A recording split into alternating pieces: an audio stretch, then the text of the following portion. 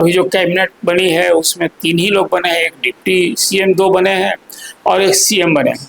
29 विभाग दिए गए हैं, खुद सीएम ने रख लिया है जो बीजेपी के कोटे में है, और उसी 29 में सहयोगी दल जो 3 दल है, लोजपा, हम और हाँ, उसको ये विभाग मिलेगा, दोनों को एक को 2 मंत्री बनेंगे।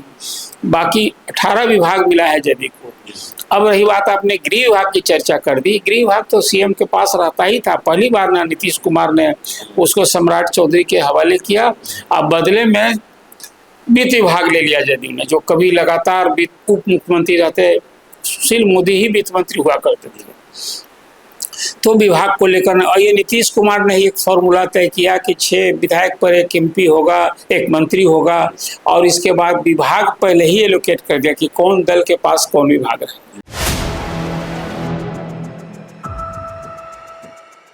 नमस्कार, आप देख रहे हैं 4 PM और मैं हूं अभिषेक मिश्रा। देखिए, 2019 के लोकसभा चुनाव के बाद की स्थिति और परिस्थिति याद आती है। याद कीजिए, 2019 के लोकसभा चुनाव के बाद एनडीए की सरकार बनी थी देश में, नरेंद्र मोदी फिर प्रधानमंत्री बने थे और बिहार के मुख्यमंत्री नीतीश कुमार ने यह ऐलान कर दिया था कि हमको केंद्र में सांकेतिक भागीदारी नहीं चाहिए। ये वो नीतीश कुमार थे, उन्होंने कहा था कि कोई सांकेतिक भागीदारी हमको नहीं चाहिए, सांसदों के हिसाब से मंत्री पद चाहिए, सांसदों के हिसाब से हिस्सेदारी चाहिए। 17 सांसद शायद तब थे लोकसभा में जनता दल यूनाइटेड के। और अब की जो स्थिति है वो दूसरी स्थिति है। 2019 का जिक्र इसलिए हमने किया क्योंकि हमको अब की स्थिति बतानी है। बिहार में कैबिनेट का विभागों का बंटवारा हुआ है। 29 विभाग सम्राट चौधरी के पास हैं और बाकी 8-10 विभाग दोनों मंत्रियों के पास है, विजेंद्र यादव और विजय चौधरी के पास है। गृह मंत्रालय, स्वास्थ्य मंत्रालय और कई महत्वपूर्ण विभाग बीजेपी के पास है। हालांकि विभाग पहले भी बीजेपी के पास थे, लेकिन कहा यह जा रहा था कि मुख्यमंत्री अगर बीजेपी का होगा तो जेडीयू की कम से कम इतनी बार्गेनिंग पावर तो जरूर होगी कि स्वास्थ्य विभाग, गृह विभाग जैसे विभाग जेडीयू के पास होंगे। 2 डिप्टी सीएम तो होंगे ही, इसके साथ महत्वपूर्ण विभाग भी होंगे। लेकिन क्या दर्शाता है, भारतीय जनता पार्टी के पास जो विभाग हैं और गृह मंत्रालय भी खासकर बीजेपी के पास है, तो इसको किस राजनीतिक चश्मे से देखा जाना चाहिए? क्या जेडीयू ने सिर्फ सीएम की कुर्सी नहीं गंवाई बल्कि गठबंधन में अपनी साख भी गंवाई है? हमारे साथ बिहार के senior journalist Arun Pandey sir हैं। सर, आपको याद होगा, आपको तो बेहतर तरीके से याद होगा और पहले की स्थिति भी आपने देखी होगी, नीतीश कुमार ने मना कर दिया था कि हमको सांकेतिक भागीदारी नहीं चाहिए केंद्र सरकार में, और अब की स्थिति जो आप देख रहे हैं। मना ही नहीं, आप यदि उन दिनों की याद कर रहे हैं तो रूट कर वो आ गए थे पटना और एयरपोर्ट पर जो बातें आपने आज अपने श्रोताओं को ये अवगत कराया है, याद कराया है, वो बात पटना लौट कर उन्हें ये बात कही थी और कहा था कि फिर कभी मैं पहल नहीं करूंगा कि हमको सरकार में हिस्सेदारी चाहिए। लेकिन फिर समय का फेर है। देखिए, काल परिस्थिति के हिसाब से जब समय बदलता है तो उसके हिसाब से उस समय की जो मांग होती है, जरूरत होती है, परिस्थिति होती है, उसके हिसाब से डिसीजन लेना पड़ता है। आपने तो वही बताया। इसके बाद ये देखिए कि जुदा हो गई थी राह, बीजेपी से नीतीश कुमार अलग भी हो गए थे, और उसके बाद वाले चुनाव में तो और याद कीजिए कि नीतीश कुमार विपक्ष को एकजुट किया इसी पटना में, और उसके बाद प्राइम मिनिस्टर का कैंडिडेट बनना चाहते थे, वो तो कांग्रेस दगा दे गई और फिर उसके बाद वो लौटा है बीजेपी में।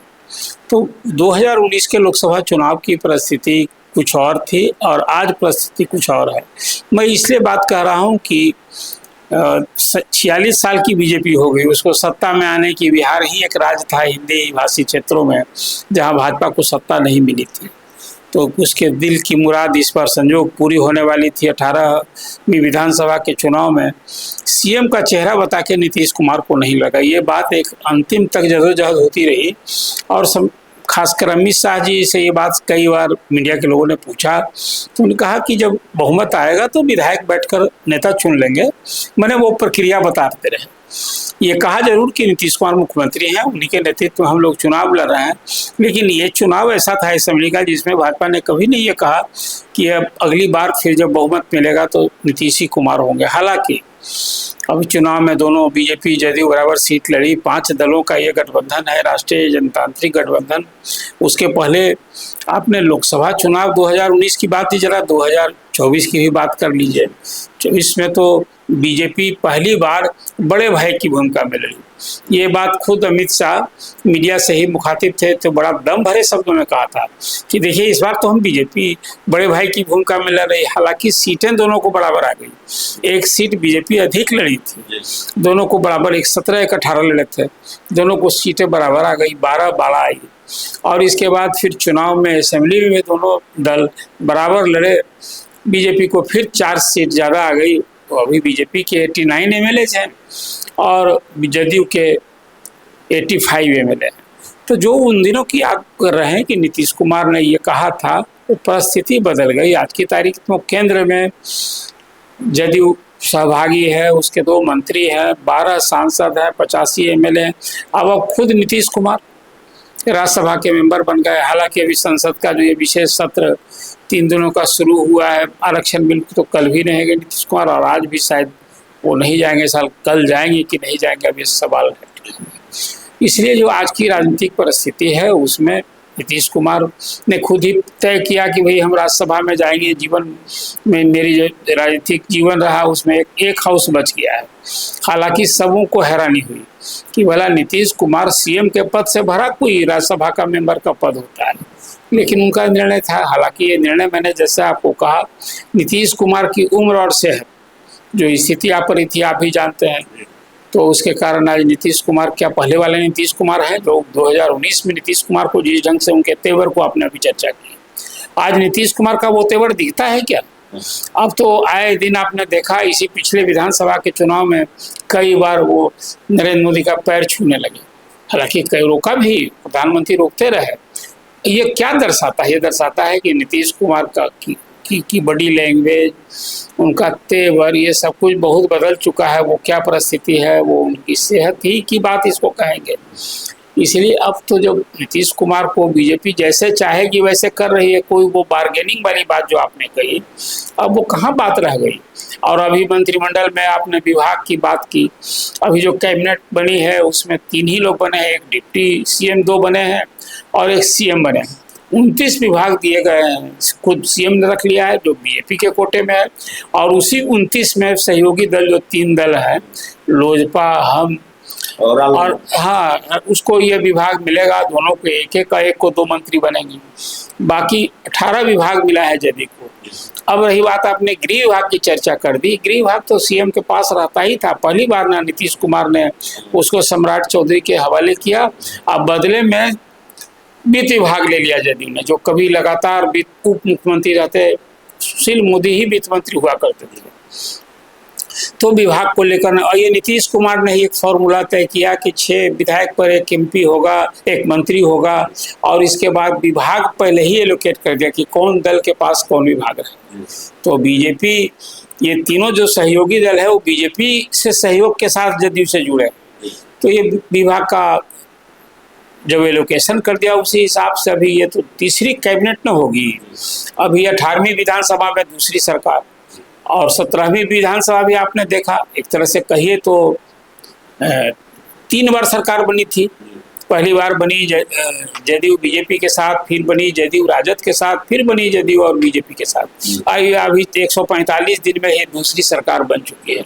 मुझे लगता है जो अभी तक ये स्ट्रेटजी है कि 5 राज्यों में चुनाव हो रहे हैं, 4 मई को नतीजे आने के बाद 5 मई को बिहार मंत्रिमंडल के विस्तार की एक संभावना अभी रखी गई है। और तब अभी तक तो बताइए, बिहार में 45 विभाग हो और 47 विभाग अब हो गए, और भला 3 मंत्री से ये है कि इतना बड़ा सब सरकार विभाग चले तो काम चलाओ, अभी काम सरकार बनी। तो विभागों का बंटवारा क्या ये संकेत देता है कि अब बिहार में बीजेपी की सरकार है, जेडीयू की भूमिका सांकेतिक है, इसको ऐसा कहा जा सकता है? नहीं, हम सांकेतिक नहीं कहेंगे। देखिए, सांकेतिक कैसे कहा जाएगा? जिसके 85 विधायक हैं, जिस पार्टी का केंद्र के सरकार में दो ही पार्टियां हैं ना, है जो लेकिन पुरानी वाली जेडीयू नहीं है जो नहीं, कहाँ से शर्तों पर अपनी सरकार और गठबंधन चलाया। अब तो देखिए नीतीश कुमार कभी दबाव में नहीं आते थे, ये उनकी स्ट्रेटजी रही। 10 बार सीएम ही क्यों बने, 2 बार राजद को झटका दिया और 2 बार बीजेपी को झटका दिया। वो नीतीश कुमार के तेवर की तो आपने वही चर्चा की, आपने 2000 लोकसभा चुनाव 2019 की चर्चा आप वर्चुअली नीतीश कुमार के तेवर की ही कर रहे थे। तब परिस्थिति ऐसी आ गई है कि नीतीश कुमार को कोई चीज के लिए बार्गेनिंग नहीं हो रहा है, विभाग को लेकर भी कहीं कोई विवाद नहीं है, तो विभाग मिल गया। अब विभाग में वो सारे विभाग हैं जदयू के पास, सिर्फ गृह विभाग जो उन्होंने खुद ही नीतीश कुमार ने सम्राट चौधरी को बनाया था और वित्त विभाग लिया था, तो अब विभाग के लिए नहीं है, छोटे बड़े विभाग नहीं। देखिए मेन है दायित्व देना। अब जल संसाधन विभाग, ग्रामीण कार्य विभाग, ग्रामीण विकास विभाग, ये सब बड़े विभाग हैं, इसके बजट भी बड़े होते हैं। आपने स्वास्थ्य, नगर विकास ऐसे विभागों की अब चर्चा की है, ये ठीक है, ये विभाग बीजेपी के जिम्मे है, पथ निर्माण उधर है। लेकिन देखिए काम करना है या कुछ मलाई खानी है। विभाग को लेकर कुछ कहीं होता है, मलाईदार विभाग को कहते हैं जहाँ की अधिक से अधिक उसका बजट हो।